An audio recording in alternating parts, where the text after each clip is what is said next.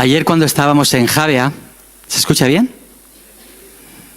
Cuando estábamos en Javea, estábamos finalizando el concierto, estaba hablando con Myron y él me decía, la gente tiene que saber que ser cristiano no es ir con una cara larga, que el gozo no está reñido con el ser cristiano, que realmente el mensaje del Evangelio es un mensaje de gozo, de alegría. Y yo le decía, claro. Y lo decía porque efectivamente a través de una música alegre que ellos han ido interpretando estos días, pues transmitían, ¿verdad?, ese sentido del Evangelio, ese sentido del gozo, de la alegría, de poder disfrutar de esta fe en la persona de Cristo Jesús. Y hoy quisiera hablar de algo que tiene que ver con este comentario. Y hay un término que aparece algunas veces en la palabra de Dios, no muchas, pero aparece algunas veces, y es muy importante, A veces aparece de manera muy explícita y otras de manera implícita, pero es un término que nos hace desembocar en la misma persona de Jesús. Y espero que los intérpretes puedan traducir bien y con exactitud el término, y que no les pase lo que me pasó una vez cuando fui a predicar. Estaba en Inglaterra y me traducía una persona de allí y no conocía muy bien el castellano, y estuve hablando todo el tiempo del compromiso. El mensaje se centraba en el compromiso y el traductor me lo traducía como compromise, que es todo lo contrario. Es como tener un pie aquí y otro allá. Hasta que, llegado casi al final del mensaje, se dio cuenta, porque dice, no me cuadra todo lo que yo estoy escuchando con lo que estoy diciendo. Se dio cuenta, entonces lo pudo decir y todos dijeron, ahora lo entiendo, ahora lo entendemos. Bueno, yo espero que puedan entender este término y sus derivados. El término es virtud. Virtud. Mirad, en Éxodo 18, cuando Jetro, el suegro de Moisés, ve la ingente cantidad de trabajo que tiene Moisés aconsejando, resolviendo temas de todo el pueblo. Imaginaos las miles y miles de personas que pasaban delante de Moisés a expresarle sus problemas, sus situaciones, para resolver sus conflictos. Y el suegro dijo, esto no puede ser. Y fue con su hija y con... En fin, se fueron a presentar delante de Moisés y Jetro le dice, mira, estamos aquí y te quiero decir algo. Tú solo no puedes acometer todo este trabajo. ¿Y sabéis lo que le dice? Dice, escoge tú entre todo el pueblo varones de virtud. ¿Cómo lo traduciríais en vuestra mente? Varones de virtud, temerosos de Dios, varones de verdad, que aborrezcan la avaricia, y ponlos sobre el pueblo por jefes de millares, de cientos, de 50, etc. Le da un consejo que fue muy valioso, porque si no Moisés habría acabado fundido. Más adelante en Proverbios hay un versículo que los hombres se lo conocen muy bien, a las mujeres no les hace mucha gracia, porque cuando dicen aquello de mujer virtuosa, ¿quién la hallare? ¿Quién la hallará, verdad? Pues, pero habla de una mujer llena de virtud. Una persona virtuosa es una persona que lleva la virtud, diríamos, al grado sumo. Por ejemplo, cuando hablamos de un buen músico, decimos, como hemos escuchado en estos días, nuestro amigo el violinista es un virtuoso del violín, porque saca del violín lo mejor. Si vamos a Filipenses, al capítulo 4, versículo 8, se nos dice, todo lo que es verdadero, todo lo bueno, todo lo justo, todo lo puro, todo lo amable, todo lo que es de buen nombre, si hay virtud alguna, si algo digno de alabanza, en esto pensad. Me reservo un texto que hace referencia a Jesús para más tarde. Pero como veis, en la palabra de Dios aparece en diversos pasajes este concepto, el concepto virtud. Pero hablar de de la virtud no es algo sencillo. A veces para empezar a hablar de lo que es virtud tenemos que empezar por lo contrario, lo que es desvirtuar. Desvirtuar. Mirad, en el diccionario, si buscamos la palabra virtud, dependiendo de dónde vayamos a localizarlo, encontraremos estas definiciones. Virtud, disposición de la persona para obrar de acuerdo con determinados proyectos ideales como el bien, la verdad, la justicia y la belleza. En otros encontraríamos esta definición más corta, disposición habitual para hacer el bien. Luego, cuando pensamos en virtud, pensamos en tratar de extraer de nosotros lo mejor para hacer el bien, para contribuir a la verdad, para contribuir al bien, para contribuir a lo bueno, a lo bello. Sin embargo, cuando buscamos desvirtuar, se nos dice que desvirtuar es alterar la verdadera naturaleza de algo. Cuando nosotros conocemos a Dios, la naturaleza de Dios pasa a morar en nosotros. Y cuando nosotros con nuestros actos y nuestros pensamientos y nuestras acciones nos alejamos de esa esencia de Dios, nos alejamos de los parámetros que Dios tiene como buenos, estamos desvirtuando su espíritu en nosotros.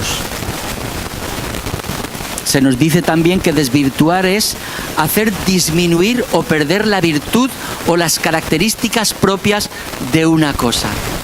Y en esto me quiero quedar. Disminuir o perder la virtud de las características propias de una cosa. Porque en esta mañana me gustaría que pensáramos en el Evangelio. En el Evangelio, en mayúsculas. Y cómo a veces, cuando nos alejamos de lo que es el Evangelio, lo que estamos haciendo es hacerle perder la virtud o características propias de lo que es el Evangelio. En los Evangelios encontramos muchos pasajes que son una clara muestra de cómo algunos, en la época de Jesús, desvirtuaban las leyes de Dios. Desvirtuaban el mensaje de Dios, aquello que Dios había dado al pueblo para que el pueblo pudiera conducirse de la mejor manera posible. Y os voy a poner tan solo un par de ejemplos, pero quisiera que fueran representativos de muchos otros ejemplos que encontramos en la propia palabra de Dios, para que nos hagamos una idea a qué nos estamos refiriendo. Mirad, una de las leyes que Dios dio a Moisés en aquellos mandamientos tenía que ver con el Sabbat, con el día de descanso, ¿verdad? Dice que el último día Dios descansó y Dios utiliza esto para tratar de infundir en el pueblo una dinámica de vida que les ayude a estar y a sentirse mejor consigo mismo y más felices con los demás. Y les da el Sabbat, el día de descanso. ¿Pero qué hicieron con el Sabbat? ¿En qué lo convirtieron? Mirad, podéis buscar en Lucas capítulo 6. Ahí encontramos dos textos que tienen que ver precisamente con la manera en que desvirtuaban el Sabbat. Si vamos a partir del versículo 12, leemos lo siguiente. En aquellos días, él fue al monte a orar y pasó la noche orando a Dios. Y cuando era... me he pasado de texto. A partir del versículo 6. Dice, aconteció también en otro día de reposo que él entró en la sinagoga y enseñaba, y allí había un hombre que tenía seca la mano derecha. Y le acechaban los escribas y los fariseos para ver si en el día de reposo lo sanaría, a fin de hallar de qué acusarle. Mas él conocía los pensamientos de ellos y dijo al hombre que tenía la mano seca, levántate y ponte en medio. Y él, levantándose, se puso en medio. Entonces Jesús les dijo, os preguntaré una cosa, ¿es lícito en día de reposo hacer bien o hacer el mal? ¿Salvar la vida o quitarla? Y mirándolos a todos alrededor, dijo al hombre, extiende tu mano. Y él lo hizo así, y su mano fue restaurada. Y ellos se llenaron de furor y hablaban entre sí qué podrían hacer contra Jesús. Fijaos, ¿qué les importaba a aquellos hombres que aquel hombre estuviera enfermo de su mano? ¿Qué les importaba? Lo que les importaba es que estaba quebrantando el día sagrado, el día de descanso. Anterior a este texto, encontramos otro que se ve que el evangelista estaba coleccionando estos textos para ponerlos juntos y tratar de enseñar la misma enseñanza. Los discípulos estaban recogiendo espigas. ¿Cuándo? En el día de reposo, porque tenían hambre. Y nuevamente los fariseos se indignan contra Jesús. Y Jesús les enseña algo muy importante. Mirad, no fue hecho el hombre a causa del día de reposo, sino el día de reposo a causa del hombre. Jesús llevó la ley de Dios a su buena y genuina dimensión, a la intención para la cual Dios había dado aquella ley. Y sin embargo, aquellos hombres desvirtuaron aquella ley y la convirtieron en una pesada carga para las gentes. Este es un ejemplo, pero hay otro más que quisiera transmitiros en esta mañana. Vosotros también sabéis que los fariseos miraban con lupa todo el tema de la purificación. ¿Sabéis de los rituales que empleaban para, antes de comer, lavarse las manos? Para no tocar nada impuro. Se andaban con mucho cuidado de, ojo, no tocar carne de cerdo, no tocar nadie que estuviera enfermo, no tocar a ninguna mujer que estuviera en periodo de menstruación. Es decir, cuidar todo el ritual posible para que ellos no fueran contaminados. Y se basaban en aquellas leyes que Dios había dado y que nuevamente Dios había dado con un propósito, y ellos, desvirtuándolo, lo llevaron a otro extremo y con otra intención. Y es por eso que cuando se sientan los discípulos a comer y no se habían lavado las manos, estaban horrorizados. Y cuando aquella mujer inmunda, impura, tocó a Jesús, dudaron de que él fuera un buen maestro, porque si fuera un buen maestro sabría quién le está tocando. Y sabría que al tocarle se estaba contaminando. Claro que lo sabía Jesús. Si tenéis curiosidad en leerlo detenidamente, buscáis en Lucas en el capítulo 11 y a partir del versículo 37 y lo veréis. Pero ahí estaban nuevamente intentando desvirtuar la ley de Dios y convertirla en algo para lo cual Dios no la había hecho. Y ellos pensaban que Jesús caprichosamente se saltaba las leyes como quería. Y él tuvo que decir en más de una ocasión, no he venido a abolir la ley, sino a cumplirla, pero llevarla a su justa dimensión. Mirad, el Señor Jesús dijo, conoceréis la verdad y la verdad os hará libres. ¿Qué hacían aquellos fariseos? Cogían la verdad de Dios para tratar de oprimir y esclavizar a las gentes.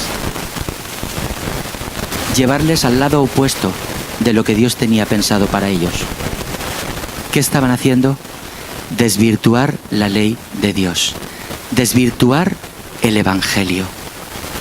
Y Jesús lo estaba llevando a su justo entendimiento, a su claro y verdadero sentido.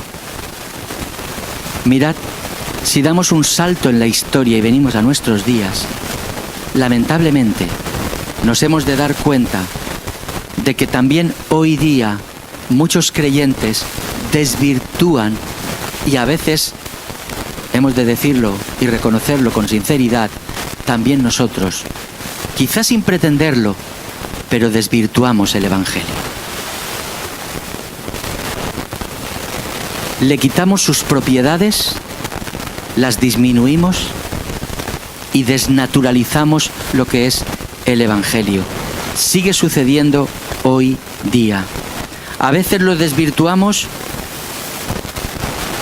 dando un enfoque de la palabra de Dios que la propia palabra de Dios no da. Mirad, me he encontrado con creyentes muy convencidos, personas muy convencidas y con un celo por trasladar y transmitir el Evangelio a quienes les rodean, con un celo muy particular, que yo hasta me siento acomplejado de ver que yo no tengo tanto celo como tienen ellos. Pero cuando van a las personas, de lo primero que les hablan, ¿sabéis de qué es? De condenación. De condenación. Van con la Biblia como si fuera un martillo y lo primero que le dicen es: tienes que reconocer delante de Dios que eres un pecador. La persona se queda ahí: ¿qué he hecho yo? ¿Qué he hecho yo? Van con un mensaje de condena. Y en estos días en los conciertos lo escuchábamos, Juan 3:17, porque Jesús no vino para condenar al mundo, sino para que el mundo fuera salvo por él. No estamos llamados a asustar, a meter el miedo en el cuerpo a la gente. Estamos para hablarles del amor de Dios. Porque cuando uno descubre el amor de Dios, entonces se mira a sí mismo y se da cuenta que es pecador. ¿Me entendéis? Pero a veces desvirtuamos el Evangelio y vamos con un Evangelio de condena. O vamos con un Evangelio formato religión, que lo que busca es simplemente que tú te congregues el domingo, que vengas y cuando ya eres de los nuestros, ya podemos darnos por satisfecho, porque cada domingo estás aquí sentado. Eso es desvirtuar el Evangelio. Hay tantas maneras de desvirtuar el Evangelio, tantas formas, que tienen que ver no solo con la manera en que entendemos la palabra de Dios, sino también la manera en que encarnamos en nuestras vidas el Evangelio. Ya digo, cuando lo transformamos en una religiosidad, estamos desvirtuando el Evangelio. Cuando tratamos de acomodar la fe a una vida que ya está estructurada, estamos desvirtuando el Evangelio.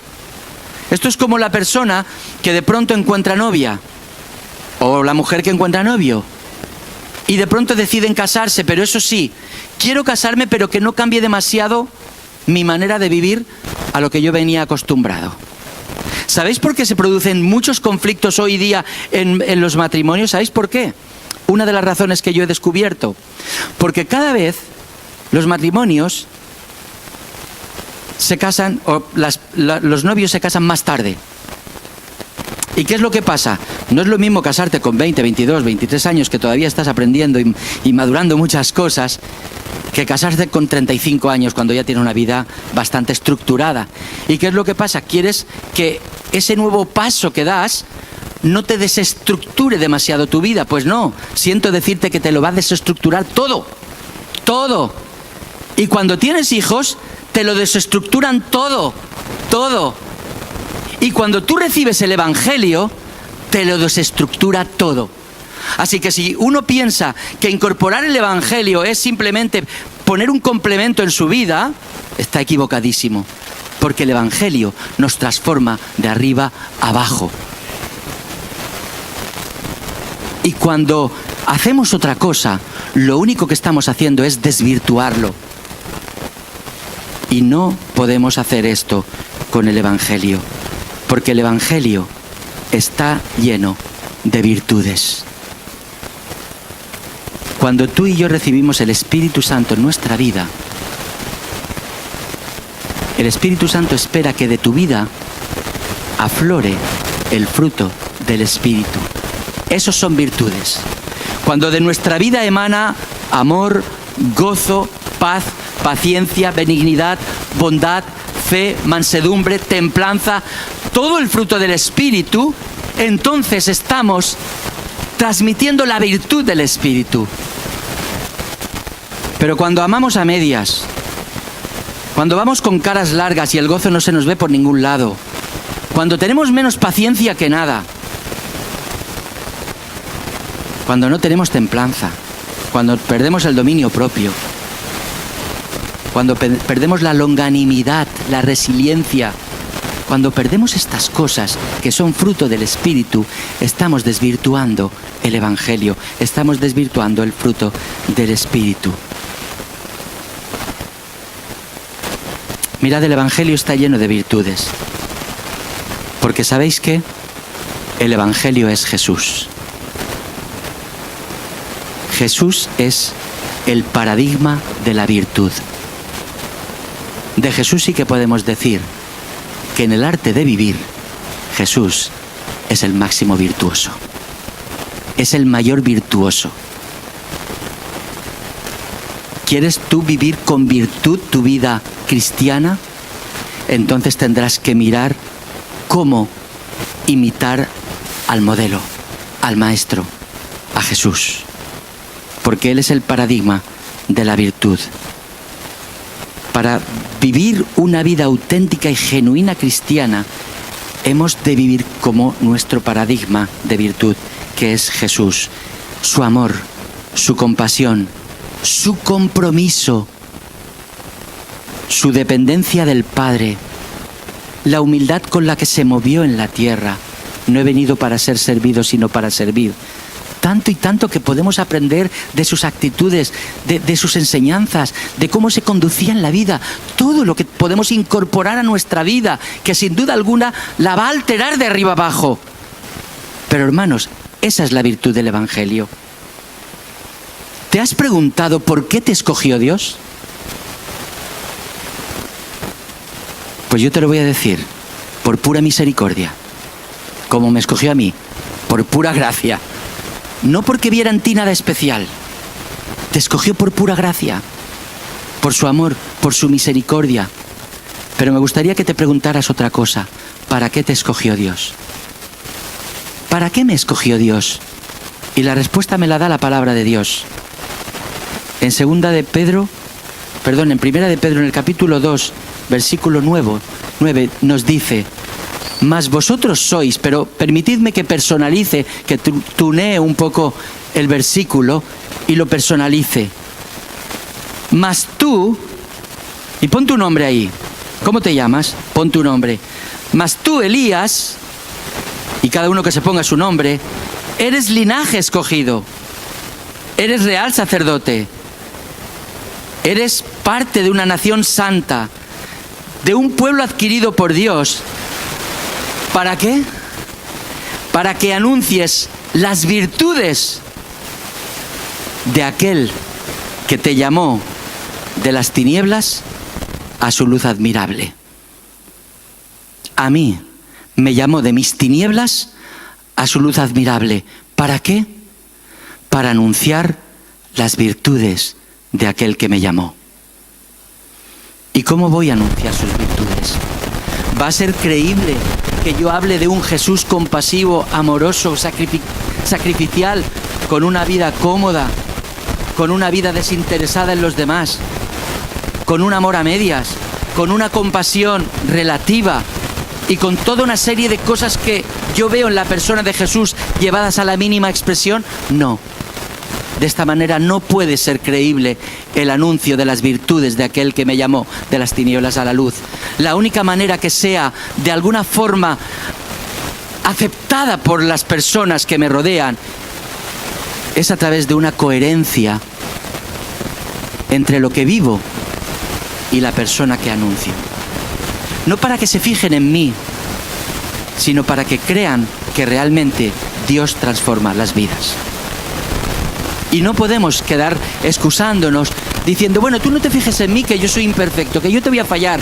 Por supuesto, somos imperfectos y vamos a fallar, pero eso no nos puede servir de coartada o excusa para vivir como nos apetezca. Porque nuestra vida tiene que reflejar las virtudes de aquel que me llamó, que nos llamó de las tinieblas a su luz admirable. Tú y yo no somos virtuosos, pero el Señor quiere que seamos personas de virtud, personas honradas, personas amables, bondadosas, misericordiosas, compasivas, comprometidas, que dependen del Padre.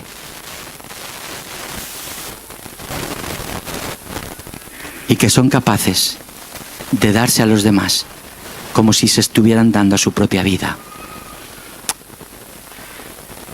En esto radica anunciar las virtudes de aquel que nos llamó de las tinieblas a la luz. ¿Cómo vamos a anunciar las virtudes de Jesús de manera creíble? No dejemos de mirar al Maestro. No dejemos de mirar a Jesús. No dejemos de acudir a Él. No dejemos de escudriñar todas sus enseñanzas.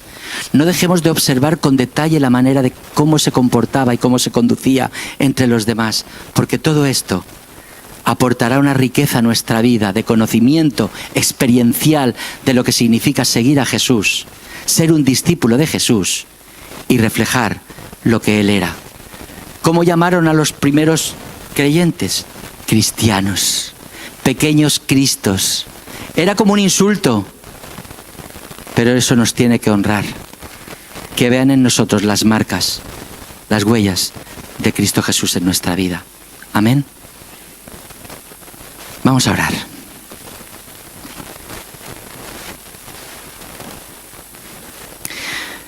Nuestro buen Dios, queremos darte muchísimas gracias por habernos dado a conocer la mejor de las noticias, la buena noticia del Evangelio, un Evangelio que transforma, que cambia, un Evangelio, Señor, que no ha sido dado para que lo acomodemos a una vida que a veces nada tiene que ver con la esencia de dicho Evangelio. Señor, te rogamos de todo corazón que tú sigas transformando nuestra vida, que sigas trabajando en nosotros, que no caigamos en el error de hacer de ese Evangelio de verdad y de transformación una religión más. Señor, porque la religión no salva. Tú eres nuestro Salvador. Y a ti queremos mirar. Y a ti queremos imitar. Tú que eres el paradigma de las virtudes. Señor, enséñanos cómo vivir la fe en nuestros días. Porque sabemos que no es nada fácil. Ayúdanos, oh Dios. Moldéanos. Cámbianos. Que salgamos de aquí en esta mañana, Señor, tratando de rechazar todo aquello que hemos confundido con el auténtico Evangelio. Todo aquello que nos enfría y nos aleja de ti. A rechazar todo aquello que no va contigo. Todo aquello que tú no tenías en tus planes. Ayúdanos a responder conforme a tu propósito y tu voluntad en nuestras vidas. Pues te lo ruego en el bendito nombre de Cristo Jesús. Amén. Amén.